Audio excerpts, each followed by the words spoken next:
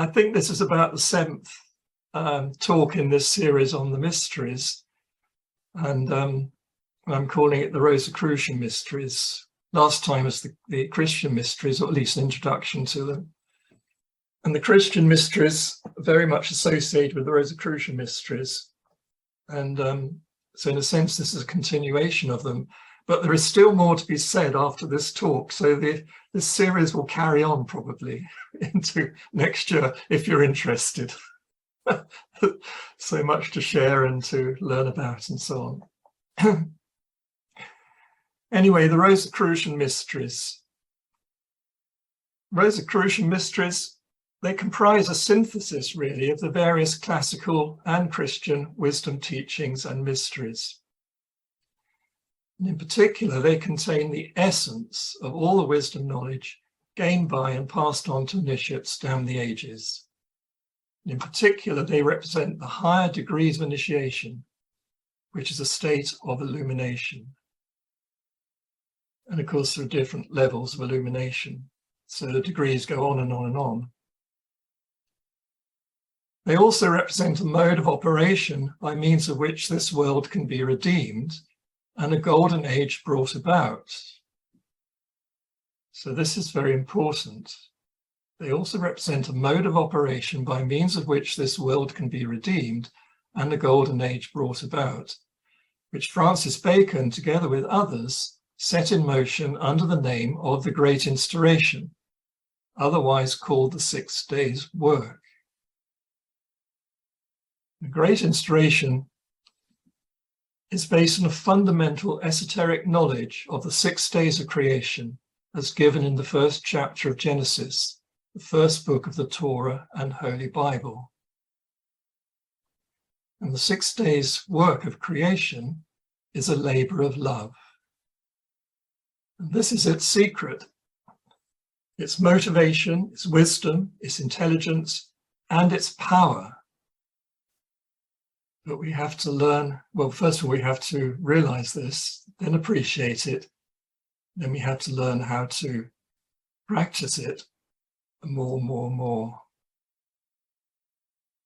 So I'm going to share my screen now as I go on further. Now, the name Rosicrucian derives from the ancient symbolism of the rose and cross. The cross represents the wisdom, the will or law of God, as given creative form and expression by the divine intelligence. For this reason, it is known as the cross of light and symbolized as a golden cross, wherein gold represents the radiant light of the sun. The rose represents the human soul, which blossoms like a rose, opening its petals to receive and reflect the sunlight, and in the process releasing its perfume and revealing its beauty. All this is the result of love, love in action, love both given and received. The cross symbolizes the immortal spirit. The rose symbolizes the mortal soul.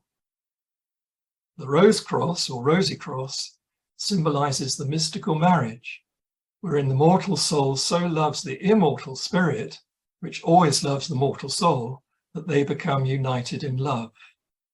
Hence the Rosicrucian blessing, may the rose bloom upon your cross. Now, the cross expresses the number 4, which is Sephira 4 on the Kabbalistic tree of life.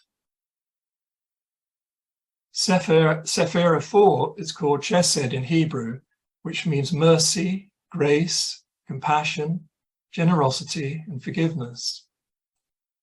It is symbolized by Jupiter and associated with the guru or teacher, for such mercy that is given out contains the holy wisdom, which wisdom is the law of love, the will of God.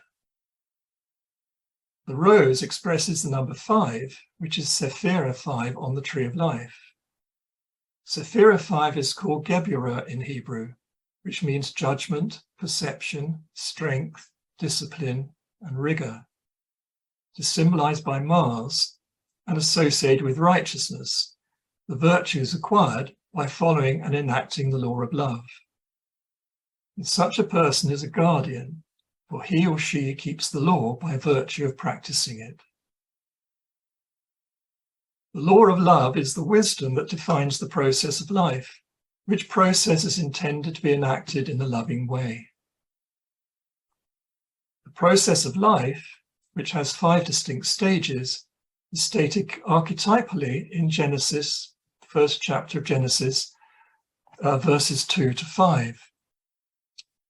It tells us this in the description of the birth of light, and Hebrew light means delight, on the first day of creation. And it should be noted that each stage is dual, manifesting what is known as the double truth, male and female, creative and responsive, manifest and unmanifest.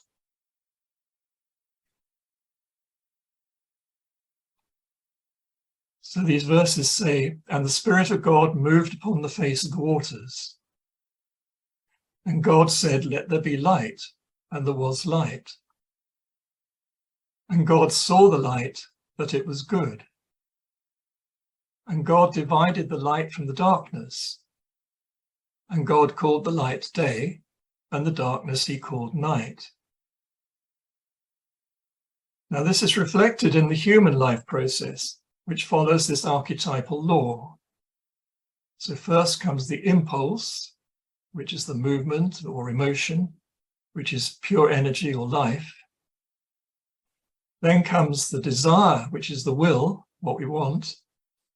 That's also vibrates within us as the inner voice that speaks to the mind. Then comes the thought, which is seeing, recognizing, and understanding what is wanted or willed. And this is followed by the action, which is putting the desire and thought into action. And then the result of all this is knowing, therefore being able to name what you have done.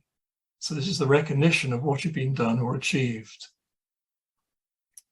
Now, when done well in good and loving ways, the life process becomes what are known as the degrees of initiation, wherein the knowing or naming is a revelation of truth.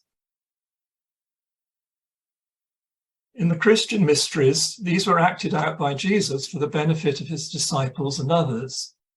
And the culminations of each stage are named as 1, dedication, 2, baptism, 3, transfiguration, 4, crucifixion, and 5, resurrection and ascension.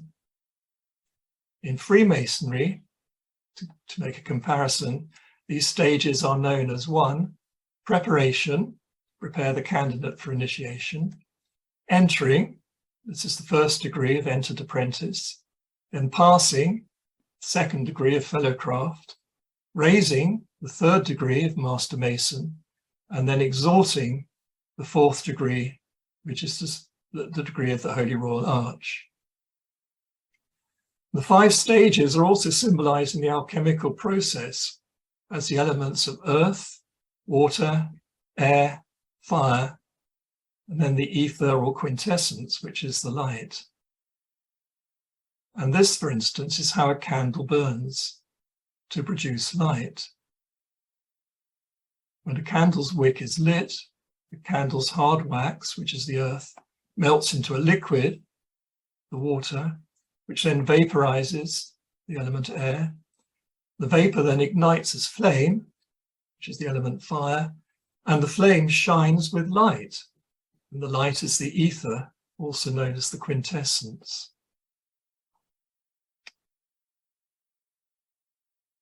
On the tree of life, the mystical marriage is Sephira 1, the cross, with Sephira 5, the marriage of Sephira 4, the cross, with Sephira 5, the rose, produces Sephira 6, known as Tifereth, or beauty.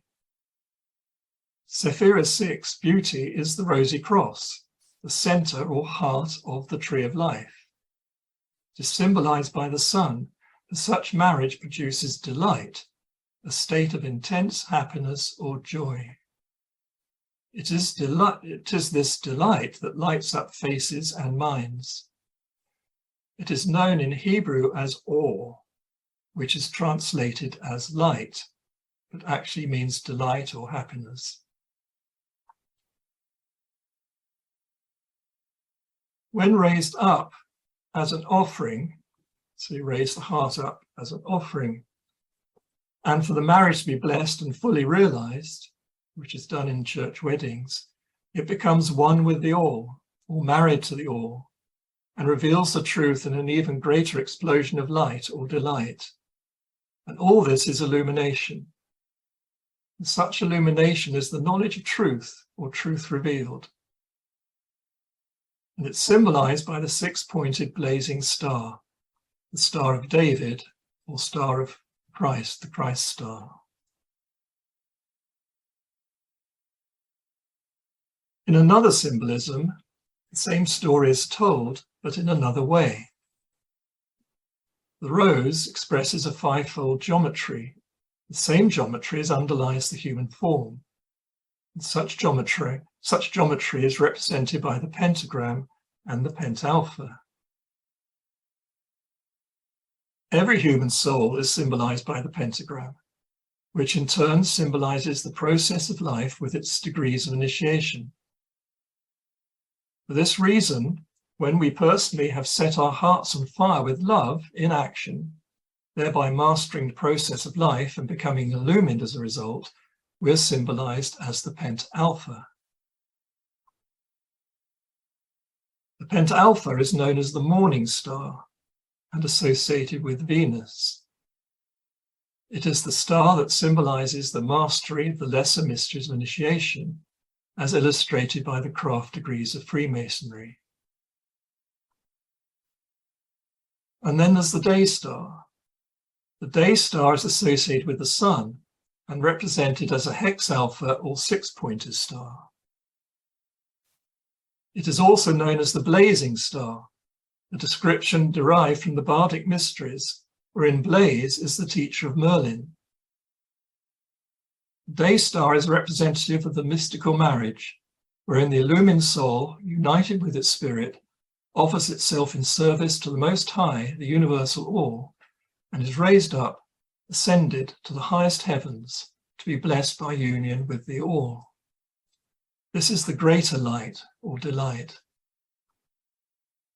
The day star is the star of the greater mysteries, the Rosicrucian Mysteries, to which the Freemasonic Holy Rule Archdegree is the entrance or beginning. So first comes the morning star, the herald of day. Then comes the day star that turns night into day.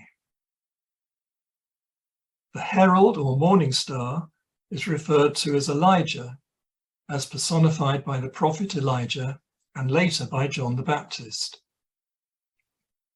The day star is called the Messiah or Christ, as illustrated by Jesus Christ. Now, love in action, the third degree of initiation, even to the extent of sacrificing one's whole life in order that others might live better, is the only way in which the higher Rosicrucian degrees of illumination can be attained. It's the only way. In the Christian mysteries, this is known as crucifixion. This was acted out by Jesus in his final journey from Galilee to Judea to Jerusalem, leading to his final sacrifice, his crucifixion and death. Then came Jesus' resurrection, followed by his ascension. Now, love in action raises the Kundalini, the serpent energy within us, which rises straight up the spine. And it lifts the truth of the heart up to the head, where it can be seen and known. And this is what produces illumination. And it's symbolized by the serpent on the cross, which is a Gnostic symbol of the raised Kundalini and at one-ment with the cross of light, the wisdom of divine love. The labor of love is a sacrifice, which brings about the death of the natural soul and birth of the celestial or spiritual soul. It is a transmutation of the mortal soul into the immortal soul, just as a candle flame, limited in its form, transmutes into light, which is unlimited.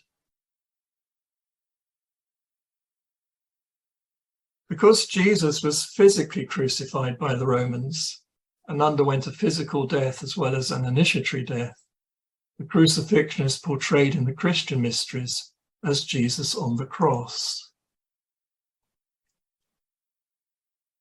Now, in the truest symbolic portrayals of this, Jesus' head is shown positioned at the heart of the cross. This is important. The cross symbolizes the immortal spirit, referred to as the Father, the Divine Father. The head of the mortal soul is laid on the heart of the immortal spirit, the Father. And death occurs, which is the death of the mortal natural soul, so that the immortal celestial soul can be born. The natural soul has a natural elemental form. The celestial soul has an etheric form, a body of light. And it's such light that is the quintessence known to the alchemists as ether. The rose on the cross represents the same thing. The head is a symbol of the mind, and the mind is the soul. So the rose flame of the heart has been raised up by the Kundalini so as to shine its light through the head, which symbolizes the mind, so that it can be seen and known. The birth of the celestial soul is known as resurrection, which occurs before the ascension. It's important to see the difference. This is acted out in Freemasonry in the third degree ritual, wherein the Master Mason is symbolically raised from death and then placed in the underground vault of Solomon's Temple to await his exaltation. An exaltation is the same as ascension, as it's called in the Christian mysteries. And Jesus' ascension was acted out 40 days after his resurrection. In Freemasonry, this is acted out symbolically in the Holy Royal Arch degree. The Master Mason is raised up, exalted, to become a Rosicrucian. The morning star becomes the day star. Now, the ascended Jesus was symbolized as a swan, as can be seen in this carved sarcophagus at Lisbon in Portugal. The swan, as we know from what I talked about the Dionysian mysteries, the swan is a symbol of Dionysus. Dionysus means son of God, and this is the same as Christ, the word Christ. So the swan is a symbol of this. And there's a reason for this too, because the swan is known in Latin as Cygnus, and in the sky it's also known as the Northern Cross. Now this is another meaning or symbolism of the Rose Cross. Jesus is the swan, united with the cross, the Spirit. Hence Jesus says, the Father and I are one. This is Christhood. Like the Rose Cross, the Swan Cross is symbolic of Rosicrucian degrees, the higher or greater mysteries. Now in the Christian story, at Pentecost, the Holy Spirit baptized Jesus' 12 disciples, bestowing illumination. Now this occurred 50 days after Jesus' resurrection. That's to say 10 days after Jesus' ascension. The 12 disciples then became Rosicrucians, illumined souls, and thereby enabled to teach others the wisdom in an inspired way as apostles. And then they were sent into Europe. Why were they sent into Europe? Well, they were sent to prepare people and the land for the end of the age, that being the end of a great age, which we're experiencing right now. And the importance of Europe which gets its name from the myth of Europa and the bull, is that it represents the bull or Taurus that sounds the word of God, the word of truth. So I'll show you this map of the world with the chakras as I understand them, and the whole serpent energy going around it. I mean, this is a flat map.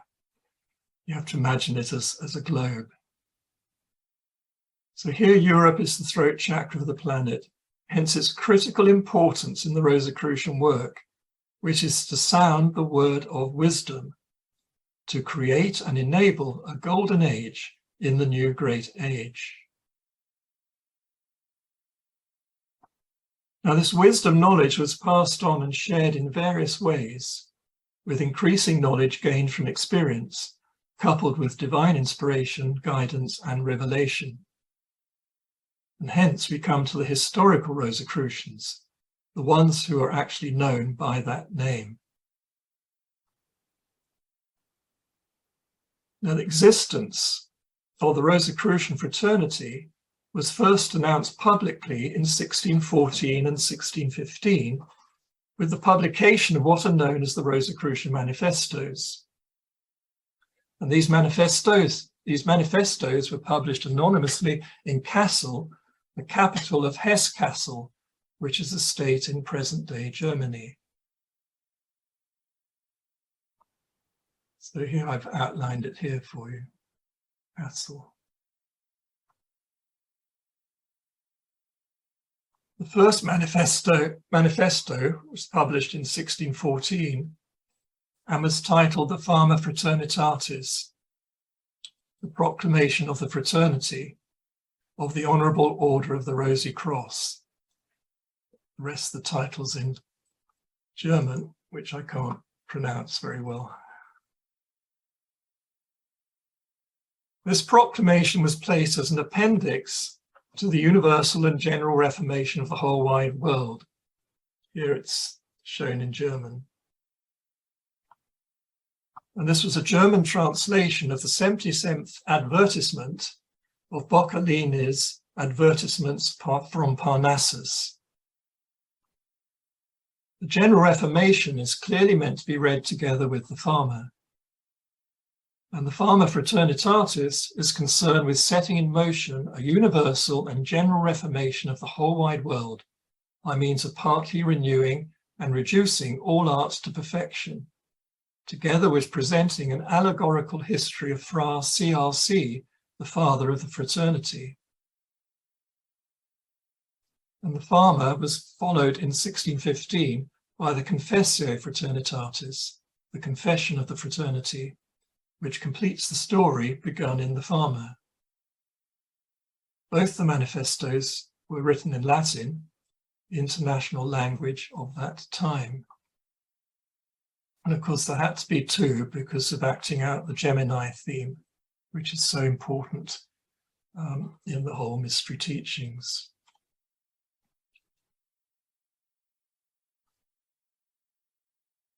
Now, besides giving his express permission for the publication of the manifestos, the Landgrave of Hesse-Kassel, Moritz the Learned, founded the Societas Christiana, the Christian Society, in 1615, which functioned as a branch or chapter of the Rosy Cross.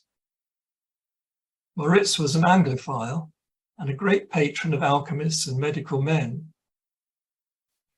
He was also an enthusiastic supporter of the performing arts, and not only employed English comedians and musicians such as John Dowland, but also built the first permanent German theatre, the Otteneum, at Kassel in 1604. His father had been William IV of Hesse-Kassel, called William the Wise, who was a notable patron of the arts and sciences and a pioneer in astronomical research.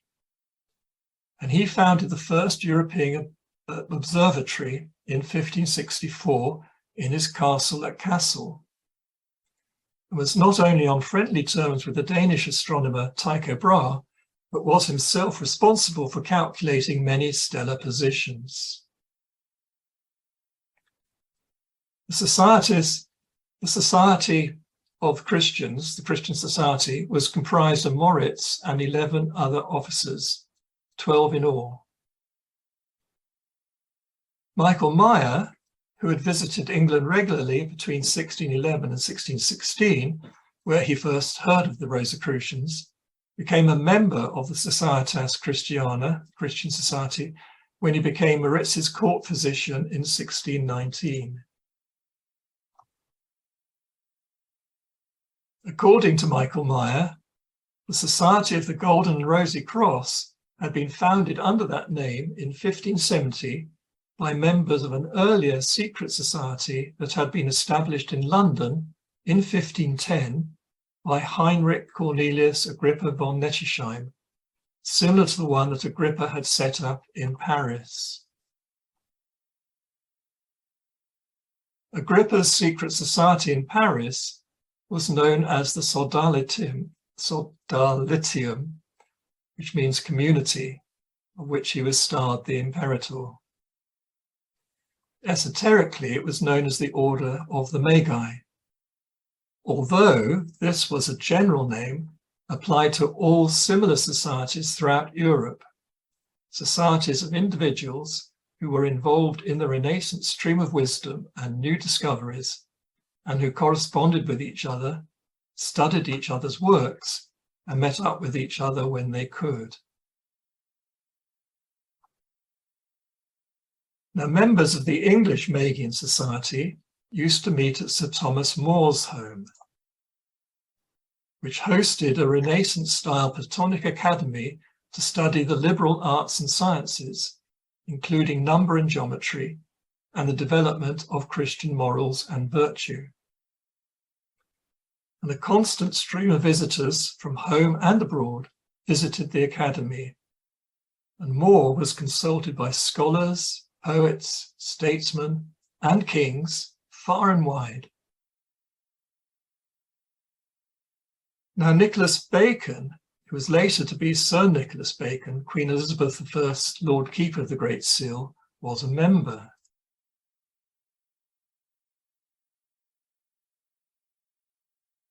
In the late 1520s, before he even became a lawyer, Nicholas Bacon visited Paris, where the early French humanist movement was developing, which led to the formation of the French Pleiade of poets, Henry III's Palace Academy, and Bernard Paliss's Petite Academy.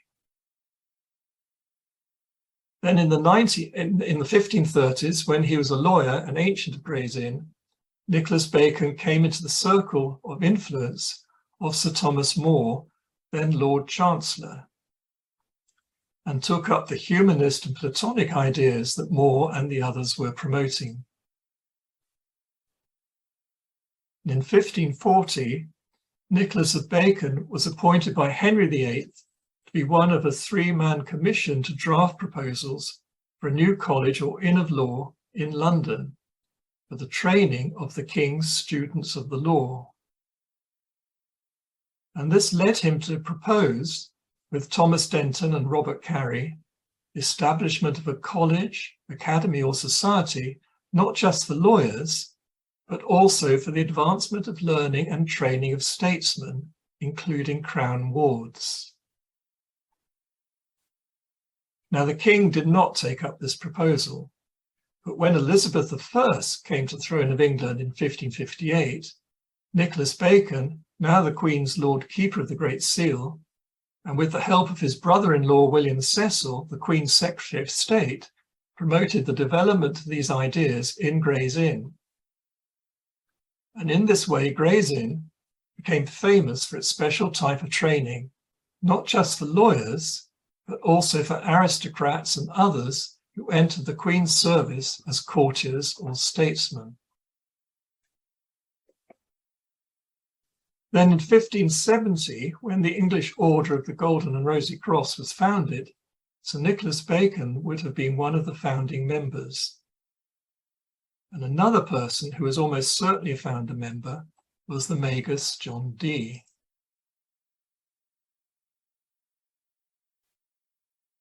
Dee, who became a friend of Sir Nicholas Bacon when he was included in the Elizabethan royal circle, was a mathematical genius and an expert in Kabbalah, alchemy, cryptography, astrology, astronomy, navigation, divination, and sacred architecture. He was also noted for his design of Elizabethan theatres. Now, Dee's input greatly increased the Advancement of Learning project, which by now had become the main purpose and work of the English Society.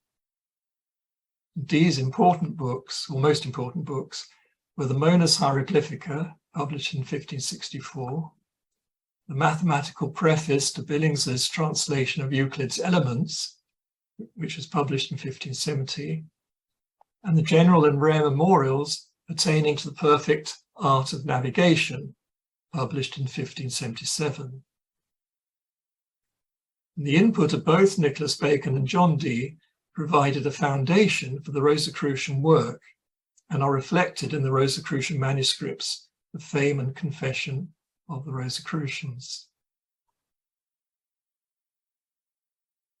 Now, Michael Meyer tells us in his Symbols of the Golden Table, as well as in other books of his, that the Rosicrucian fraternity was ruled by a president who is referred to as the Apollo of the fraternity, and that the Temple of the Rosy Cross is located beside Helicon on double-peaked Parnassus, where Pegasus opened a fountain of perennial water.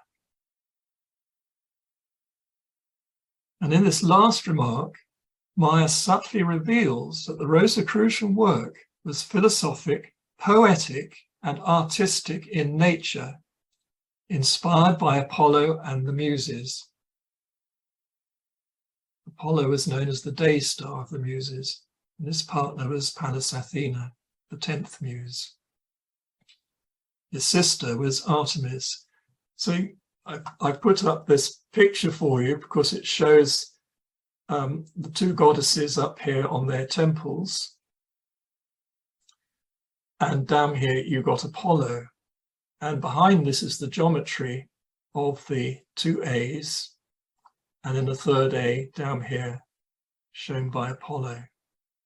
So it's a very subtle picture showing the secret of the A's or alphas associated with these two goddesses and God.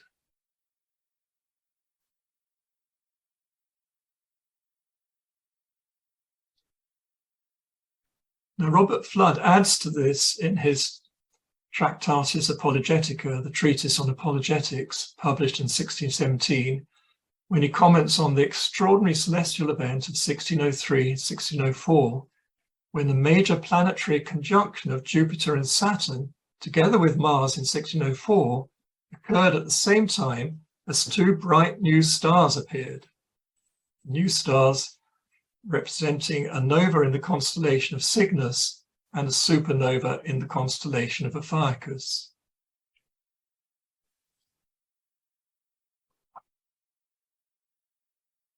So there's a nova in Cygnus, the swan, and a supernova in Ophiuchus, round about this area I'm pointing to now. These are important dates. Well, they were used as important dates by the Rosicrucians. Moreover, the 1604 supernova in Ophiuchus appeared in the same part of the sky as the planetary conjunction, the part of the sky that is close to the center of the Milky Way galaxy as observed from the Earth.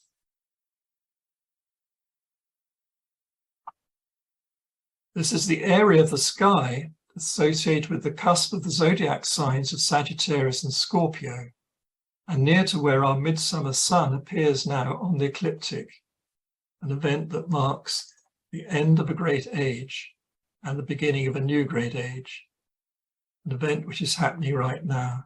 So the midwinter sun I've shown here, and the conjunctions were in this area I'm pointing to now, and the supernova just there. So all in this area.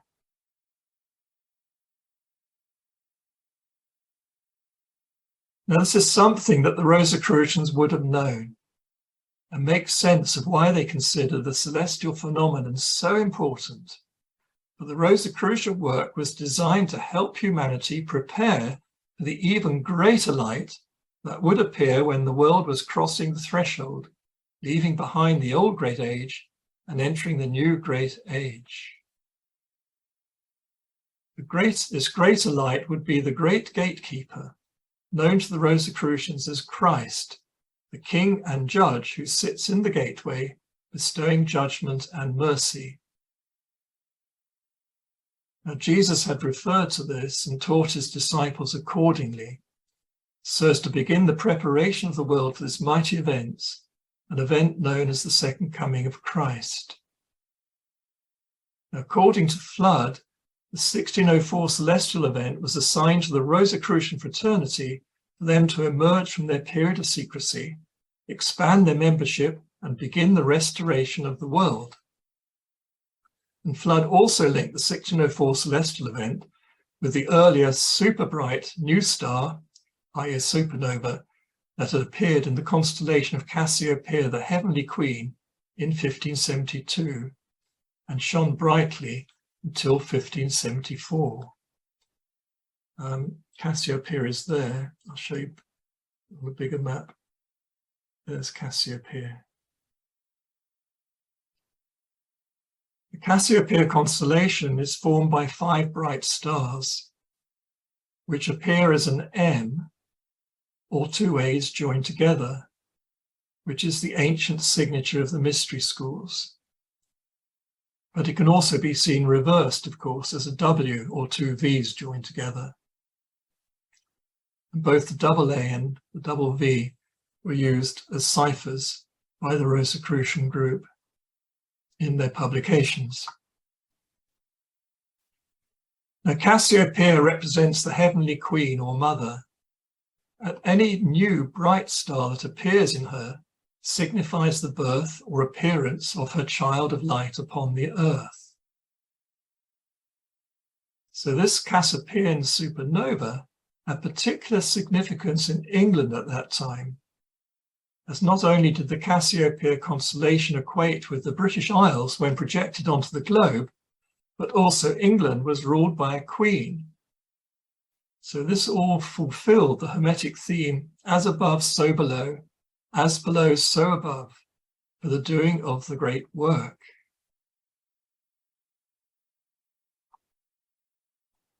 So really, for this reason, Queen Elizabeth I was purposely portrayed as the Virgin Queen, the Fairy Queen, wherein virgin means pure or holy, and not that she had no children. People have misunderstood the word virgin for centuries, but it means pure or holy. Doesn't mean you have to be celibate or don't have children. Moreover, England's patron saint was St. George, the Red Cross Knight, whose symbols of a rose and a red cross, i.e. a gold cross, equate with the rose cross. St. George is the spear shaker, who pierces the dragon of ignorance with his spear or lance, as Ben Jonson says in his tributary poem to the author Shakespeare in the preface to the Shakespeare Folio. To quote, "In each of which he seems to shake a lance, as brandished at the eyes of ignorance." The eye was a symbol of the dragon, or vice versa. Robert Flood said that the sudden appearance of this Cassiopeian star in 1572 had marked the beginning of the Rosicrucian work, which was then prepared in secrecy until the 1604 stellar event. Then, after the 1604 stellar event, the Rosicrucian work was carefully announced and put into effect across Europe, and eventually across the whole world. From 1572 to 1604, the time of secrecy, preparing the work in secret, is a 32-year period, wherein 32 signifies the number of degrees of initiation required to rise up the whole tree of life, mastering all 22 paths and 10 Sephiroth, after which one goes beyond. The 33rd degree signifies going beyond. So I hope you can see on this diagram.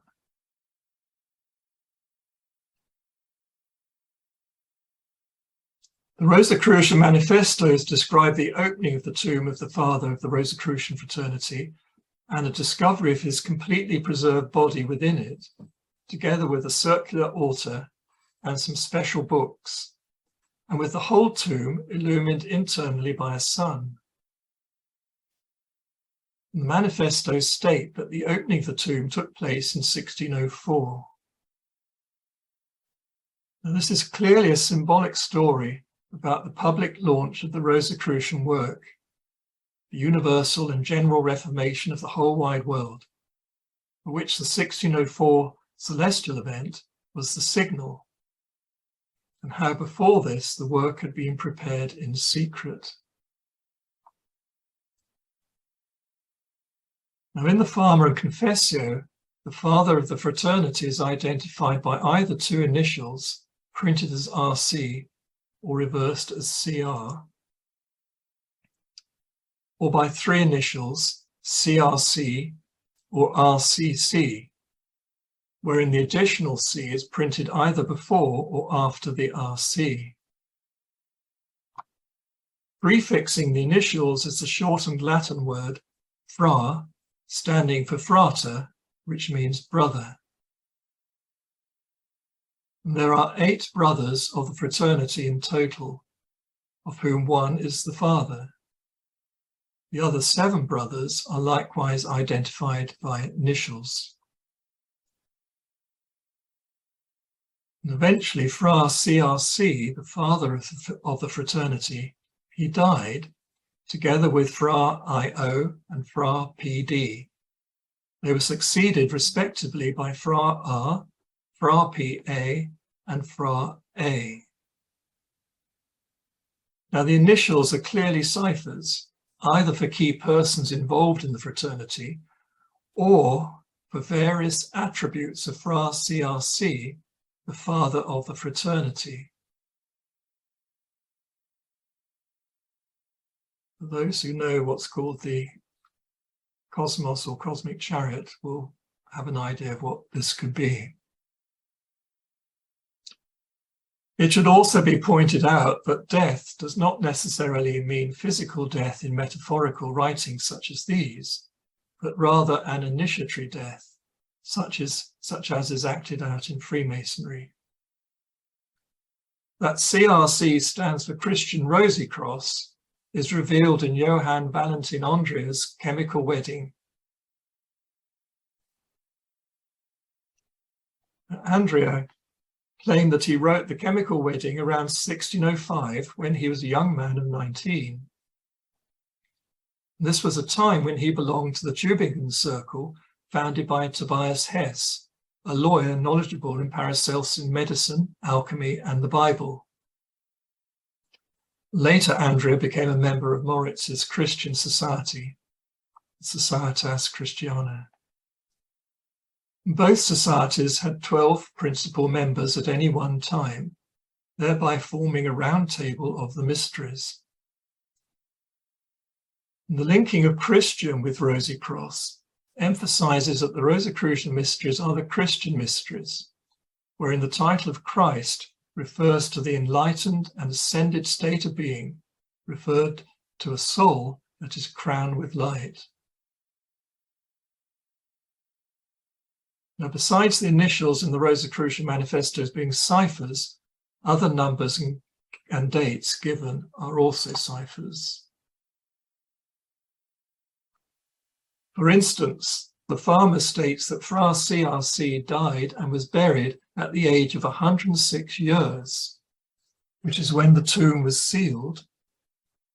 The tomb was opened 120 years later. The Confessio gives Fra CRC's year of birth as 1378, so that 1378 plus 106 plus 120 renders the year 1604, when the tomb was opened. The Confessio also says that there are 37 reasons wherefore we now do make known the fraternity. Now, first of all, 1378, 1378 is 13 times 106. That's to say 1378 is 13 times 106. 13 refers to the zodiac of 12 signs plus the center, which was the arrangement used by Jesus and his 12 disciples and later became known as the Arthurian Round Table of the Holy Grail, with the Holy Grail placed in the center. 13 also refers to the 13th sign of the zodiac, which is equated with Ophiuchus, the serpent master, and it was in Ophiuchus that the 1604 supernova occurred. Secondly, half of 106 is 53. And this is one of the angles of the Pythagorean right-angle triangle that has sides in the ratio of 345, the triangle also known as Euclid's 47th proposition. In Freemasonry, this triangle is represented by the gallows square, which is used to test whether the master's tri-square is truly square. Besides the 53-degree and 90-degree angles, the other angle of the triangle is 37 degrees. There's deeper mysteries in this, because the sides and angles relate to the Holy Trinity and their respective relationships with each other. So 90 degrees represents the union of the father and mother, which in Hebrew is Al and Allah, who combined are the Elohim, pronounced nowadays as Elohim. And their capital letters give the AA symbol of the Rosicrucians, the double A symbol of the Rosicrucians, Al and Allah, Divine Father and Divine Mother. So the 90 degrees represents this unity. And 37 degrees represents the unity of the Mother and the Son. And this is symbolized in statues and pictures and so on by the Madonna and Child. It also represents the nativity and the birth of the child, the mother giving birth. And this is the alpha of the life process, or the life of somebody. The 53 degrees symbolizes the unity of the Father and the Son, such as is said by Jesus, the Father and I are one. And the symbol for this that is used is the crucifix, because this is the moment of death, and that's the omega. So you've got these two angles representing 37, the alpha, and 53 degrees, the omega. And the whole of life, when we live our lives, is represented by this line of the triangle, measuring 5 in proportion to 3 of the Father and 4 of the Mother.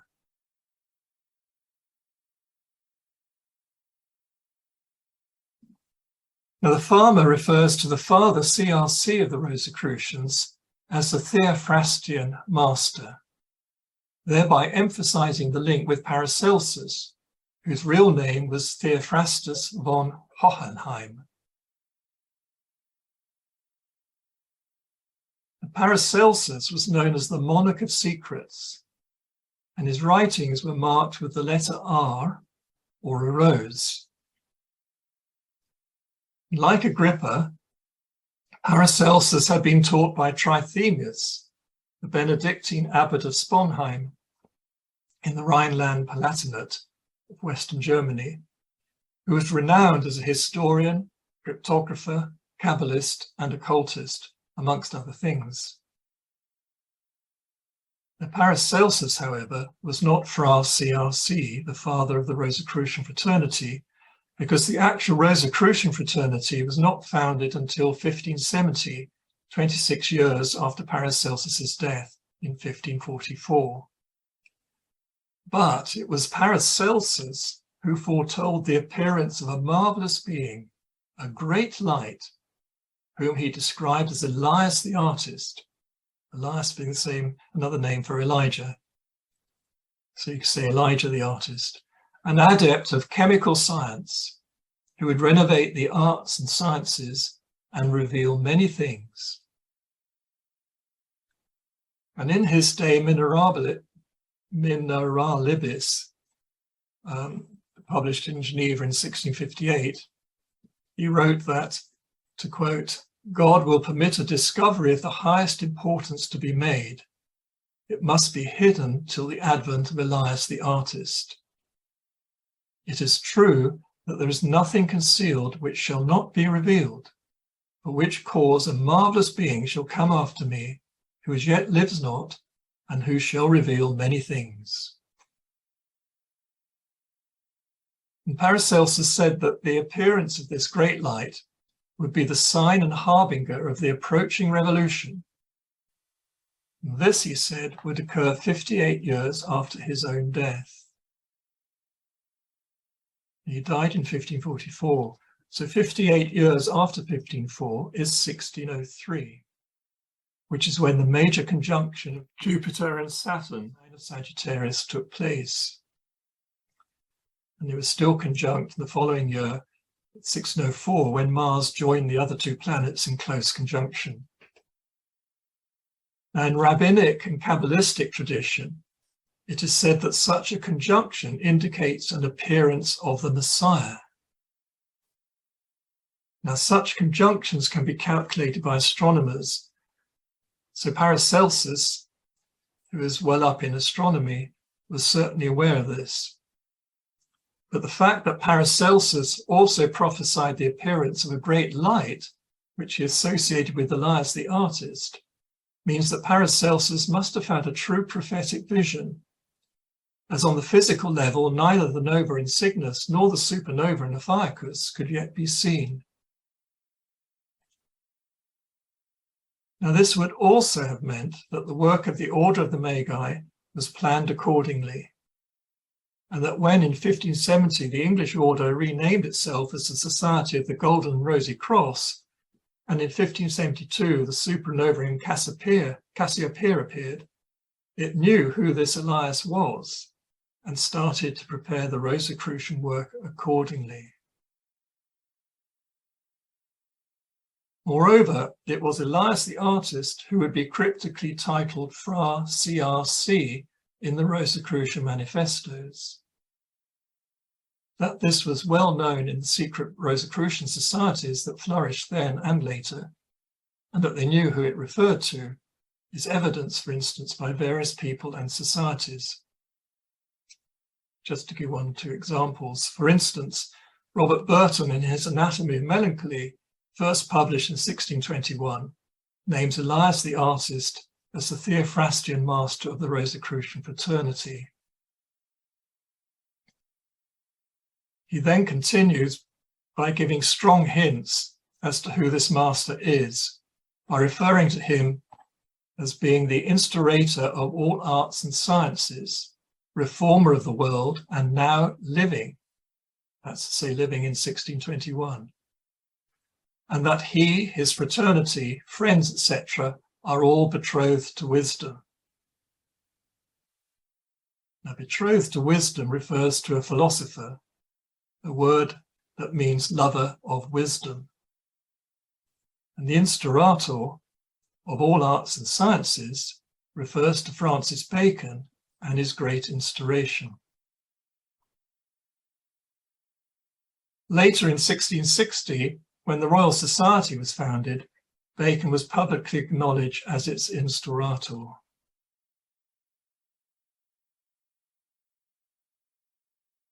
To help explain this further, Yet still to keep it subtly veiled, Dr. Wilkins, a Freemason and the first secretary of the Royal Society, referred in his mathematical magic to Fra CRC by naming him as Francis Rosicross.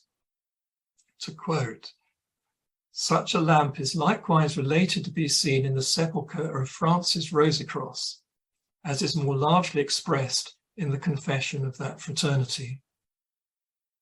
This can be found in a footnote on pages 236, 237 of Mathematical Magic, which was published in 1648. And when Francis Bacon died in 1626, a collection of 32 tributes known as the Manes Verulamiani were published soon after by Bacon's private chaplain, Dr. William Rawley, in order to honour Bacon's memory. In them, Bacon is referred to as Apollo, the light bearer, the day star of the Muses and their disciples, who had been a concealed poet and had written comedies and tragedies of such note that they rescued philosophy. So you can read this as I quote it. "Let expediency consider the better part of counsel, but add a concealed poet from Ithaca, and you hold all. As Eurydice, wandering through the shades of Dis, longed to caress Orpheus, so did philosophy, entangled in the subtleties of schoolmen, seek Bacon as a deliverer. He renewed her, walking humbly in the socks of comedy. After that, more elaborately, he rises on the loftier buskin of tragedy. He who was in our sphere the brilliant light bearer and trod great paths of glory passes, and fixed in his own orb shines refulgent. The day star of the Muses has set before his hour. Alas, fallen is Bacon, thy darling of nature and the worlds." Bacon was also likened to Pallas Athena, the 10th muse, whose name means the spear shaker or Shakespeare. "Ah, the 10th muse and glory of the choir has perished. Ah, never before has Apollo himself been truly unhappy." Now, Bacon himself, in his Valerius Terminus and his De Augmentis Scientiarum, described himself as the Buccinator Novi Temporis, which means the trumpeter or herald of a new time, the new time being a hoped-for golden age. Moreover, Francis Bacon's family home, built by Sir Nicholas Bacon and later inherited by Francis, was at Gorhambury, St Albans. Francis Bacon was knighted by King James and then given the titles of Baron Verulam of Verulam and Viscount St Alban. Verulam refers to the Roman town of Verulamium, which gave rise to the medieval town of St Albans. The town's name is derived from the British saint St Alban, who lived in Verulamium and was martyred there. In Freemasonic law, St Alban founded Freemasonry in Britain and was its first Grand Master. And in the landscape zodiac of Britain, wherein the celestial zodiac is projected onto the earth, St Albans is located in Ophiuchus, and on the cusp of the zodiac signs of Sagittarius and Scorpio, which is a position that associates it with the 1604 supernova in Cassi, supernova in Ophiuchus. So the supernova occurred just down here, but it's on the same cusp there, all in the sign of Ophiuchus.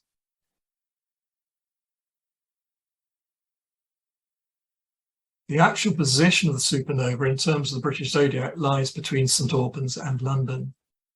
And London itself is on the Sagittarius-Scorpio cusp, where it crosses the ecliptic, the sun's path in the sky, over which the midwinter sun is now passing, in the sky, that is.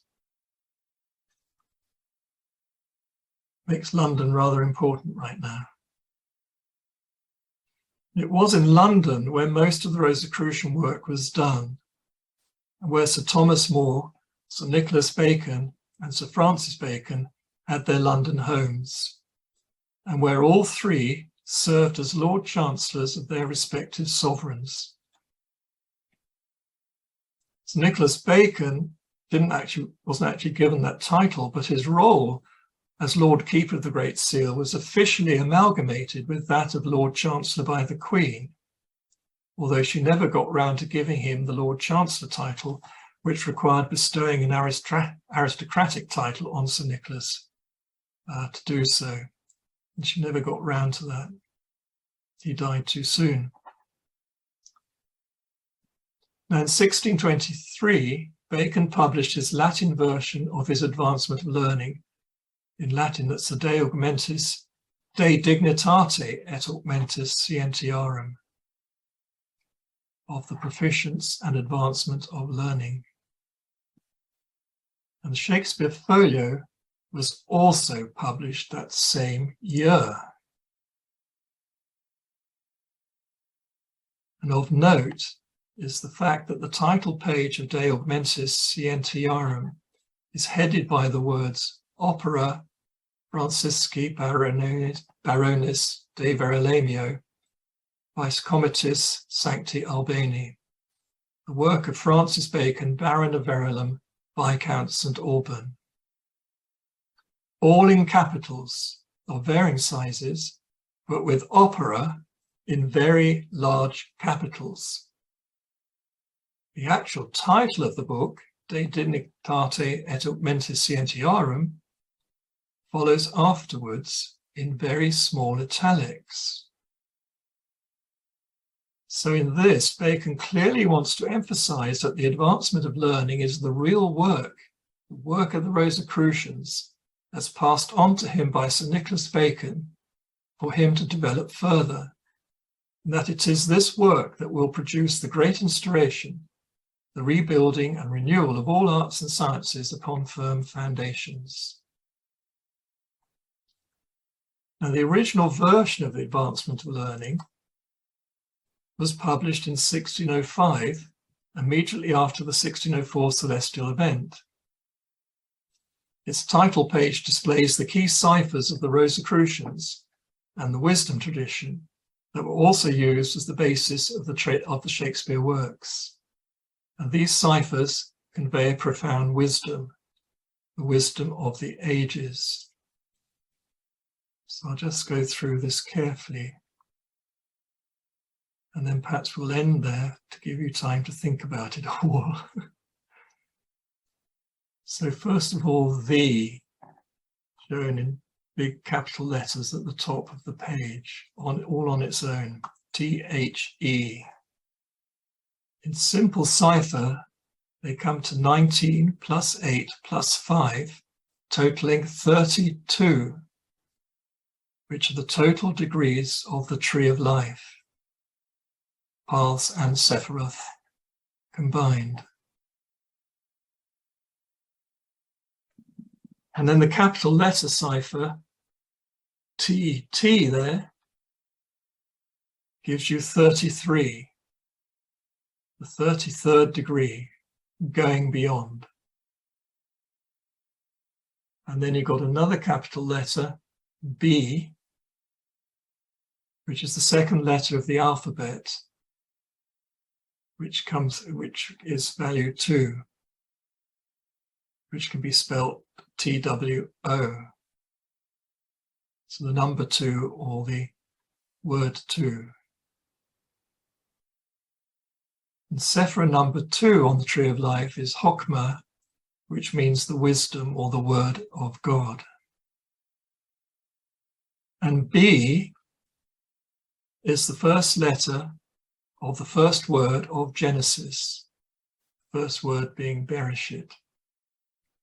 Hebrew letters called Beth, B. So the whole Bible starts off with B. And then you've got 2,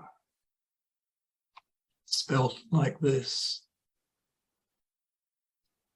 Capital T, and then smaller capitals, 2 V's. Of course, combined it makes a W, but then followed by 2 O's. So you've got the idea of 2 really emphasized here by splitting the W into 2 V's, and then just so as you get it, you have the O made as 2 O's on purpose. So 2 is emphasized. So we get the idea this is the Gemini, or the male, female. And then the 2 V's, as I mentioned before, is a symbol of Cassiopeia, which is the double A reversed. And the double A represents the Elohim or Elohim, or Allah, the Divine Father, Mother. And then if you take the 2 that's there, repeated here as to the King, 2, T-O, you got 2 2's, 2 plus 2. And this refers to the Gemini. Gemini means twins, because the twins, the Gemini, consisted of 2 sets of twins, an immortal brother and sister, and a mortal brother and sister. So 2 plus 2. And then right at the bottom, printed for Henry Tomes, capital letters again, capital letter cipher gives you HT. Combine these 2 and you get the secret signature, the triple tau, TTT, the symbol of the Holy Royal Arch and symbol of the Rosicrucian degrees of initiation. So anyway, I thought that's probably enough for you now, so I shall end there. So I hope I'll be able to get over something of the wisdom of and mystery of the Rosicrucians, but also something of the history. The history is important because it was actual work that's done and is still in progress. And it has deep secrets in it, and a science, a profound science. And obviously Bacon, who is Elias the artist, or Francis, knew a lot of this, and we don't yet know all that he knew. So we got to dig deeper and deeper into it so we can use it and also discover new things ourselves and help create this golden age that's prophesied to occur in the new great age that we're going into. Doesn't necessarily mean that the whole of the next great age will be a golden age, or rather all humanity will be in a golden age. So if you take the symbol of Bacon's New Atlantis, you know, the golden age is on Ben Salim, which is an island, and people there live in peace. They're in a golden age of illumination and love and friendship and so on. But all around in the rest of the world, there's still wars and battles and things going on. So it's a big question as to what a golden age really is. Anyway, I throw that out as a question really to you all. Maybe some of you got some ideas about it. Okay, thank you.